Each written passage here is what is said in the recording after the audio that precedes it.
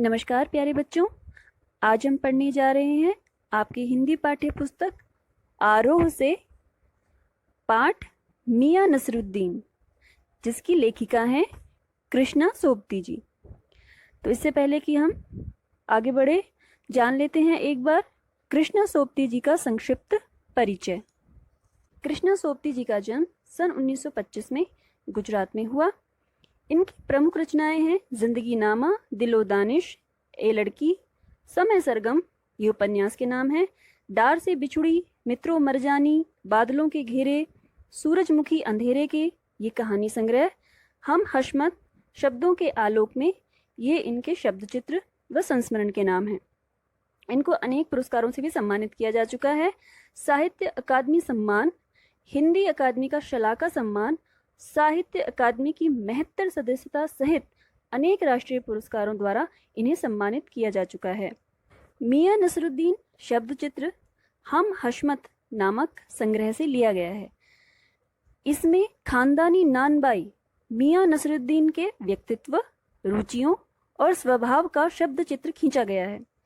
मियां नसरुद्दीन अपने मसीहाई अंदाज से रोटी पकाने की कला और उसमें अपने खानदानी महारत को बताते हैं।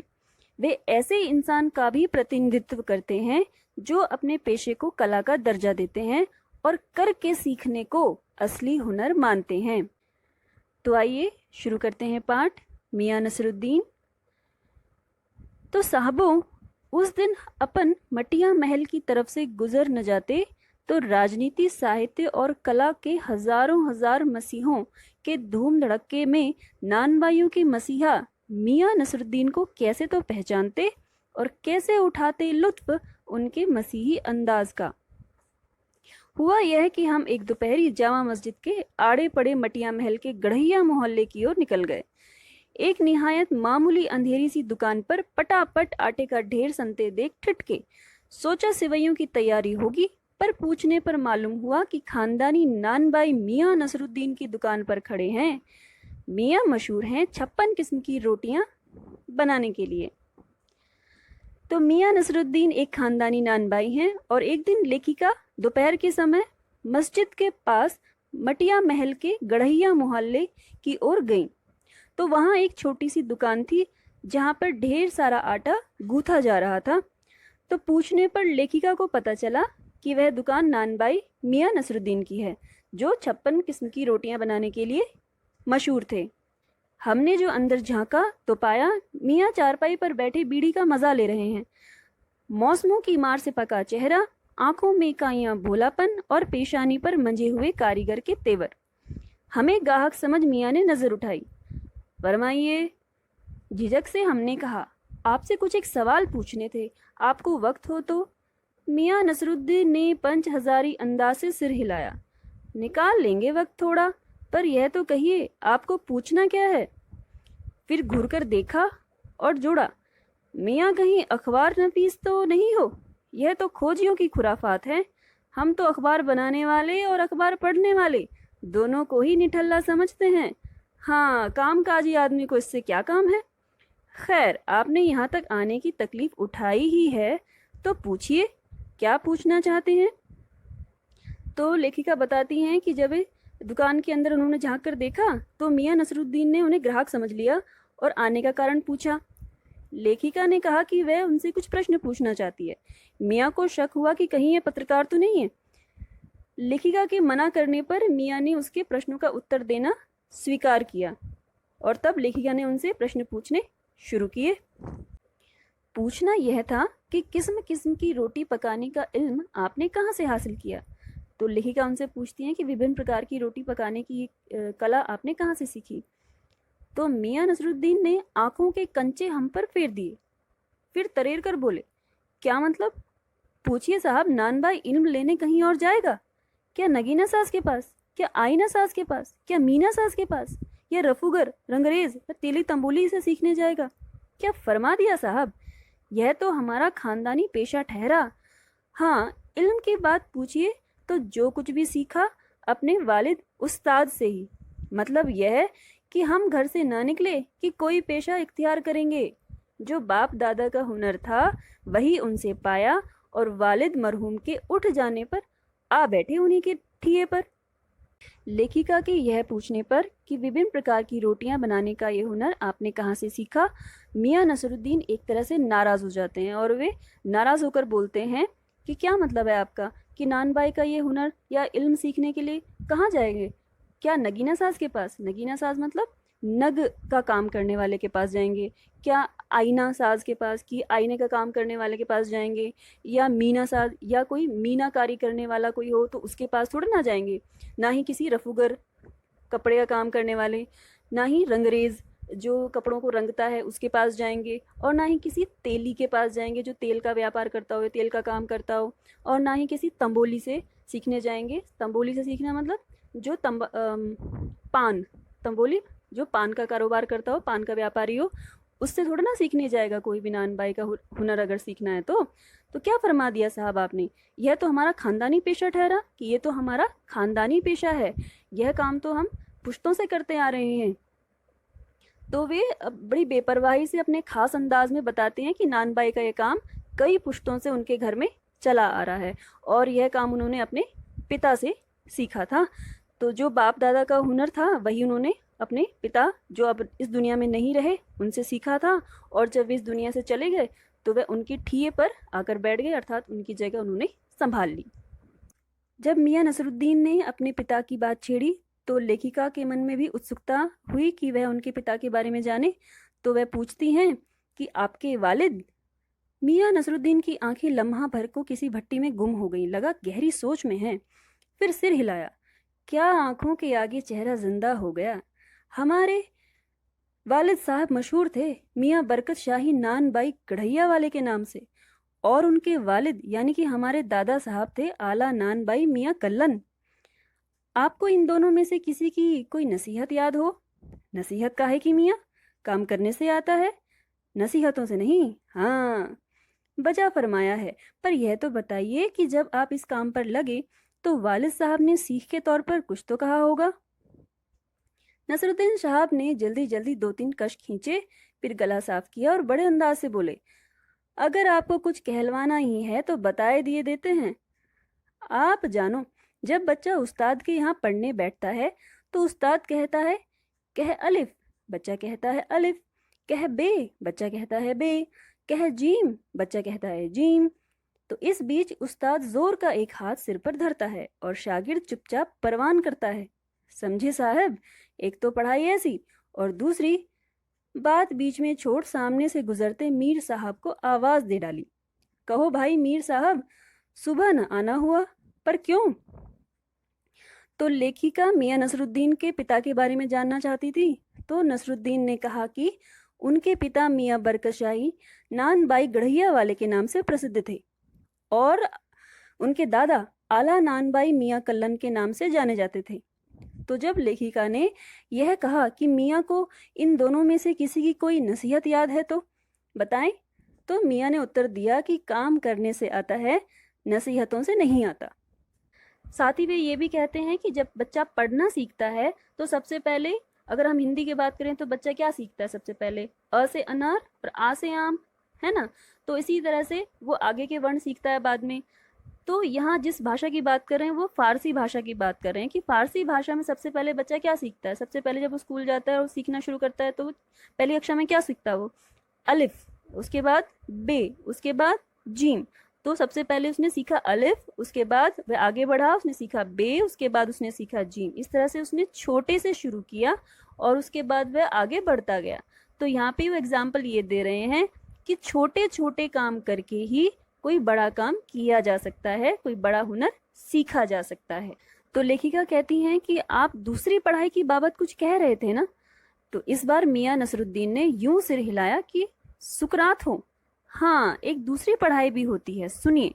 अगर बच्चे को भेजा मदरसे तो बच्चा न कच्ची में बैठा, न बैठा वह पक्की में, न दूसरी में, और जा बैठा तीसरी में।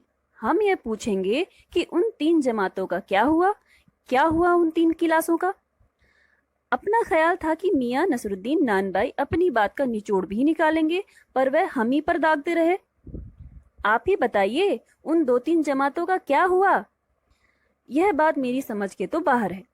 इस बार शाही नानबाई मियाँ कल्लन के पोते अपने बचे खुचे दांतों से खिलखिलाकर हंस दिए।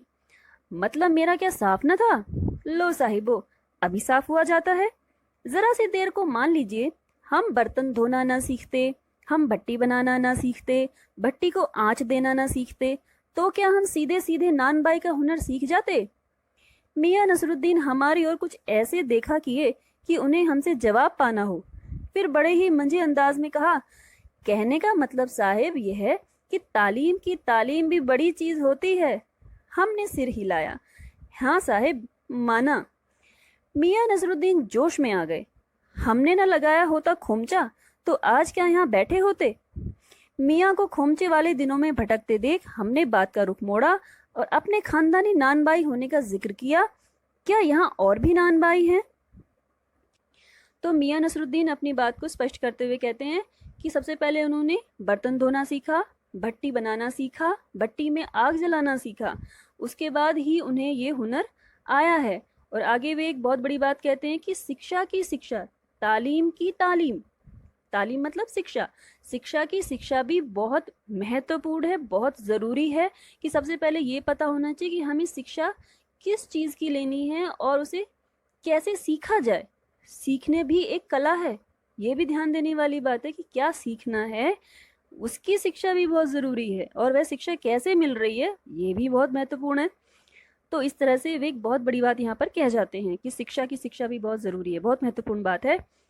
और वे आगे बताते हैं कि पहले हमने खोमचा लगाया, खोमचा लगाते थे हम पहले, तो यानी कि गली गली वे बेचते थे पहले, और उसके बाद वे दुकान पर आकर बैठे। तो लेखिका ने उनसे पूछा कि क्या यहाँ और भी नानबाई हैं? तो इस बात पर उन्होंने क्या कहा? तो मियाँ ने घूरा, बहू तेरे, पर खानदानी नहीं। सुनिए, दिमाग में चक्कर काट गई है एक बात। हमारे बुजुर्गों से बादशाह सलामत ने यूं कहा, मियाँ नानबाई कोई नई चीज खिला सकते हो, हुक्म कीजिए जहां पना। बादशाह सलामत ने फरमाया, कोई ऐसी चीज बनाओ जो ना आग से पके ना पानी से बने। तो मियाँ बताते हैं कि नानबाई तो और भी हैं, बहुत हैं, लेकिन खानदानी नहीं हैं। और इसी बात पर उन्हें एक बात याद आ गई और वे बताते हैं कि उनके पूर्वजों को, उनके बुजुर्गों को बादशाह ने कहा कि कोई ऐसी चीज बनाकर खिलाओ जो ना आग से पके ना पानी से बने। तो लेखिका का उत्साह बढ़ गया यह जानने में कि क्या ऐसी कौन सी चीज थी। तो वह पूछती हैं कि क्या उनसे बनी ऐसी चीज? क्यों ना बनती साहब, बनी, और बादशाह सलामत ने खूब खाई और खूब सराही। लगा हमारा आना कुछ रंग लाया जाता है। बेसब्री से पूछा, वह पकवान क्या था? कोई खास ही चीज होगी। मियाँ कुछ देर तक सोच में खोए रहे।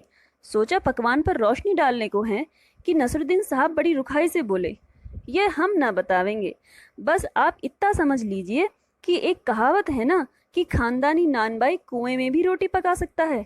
कहावत जब भी गढ़ी गई हो हमारे बुजुर्गों के कर्तव्य पर ही पूरी उतरती है। लेखिका जानने के लिए उत्सुक थी कि वह पकवान क्या था, लेकिन मियाँ देर तक सोच में पड़े रहे और आखिर में बोले कि वह नहीं बताएंगे, वे नहीं बताना चाहते। और इतना और कहा उन्होंने कि कहावत है कि खानदानी नानबाई कुएं में भी रोटी पका सकता है, और यह कहावत चाहे जब भी बनी हो लेकिन सही बैठती है उनके पूर्वजों पर ही, उनके खानदान पर ही यह बात सही बैठती है कि खानदानी नानबाई कुएं में भी रोटी पका सकता है। यह बात, यह कहावत बिल्कुल उनके बुजुर्गों पर खरी उतरती है। तो मज़ा लेने के लिए टोका, कहावत यह सच्ची भी है कि? मियाँ ने तरेरा, और क्या झूठी है?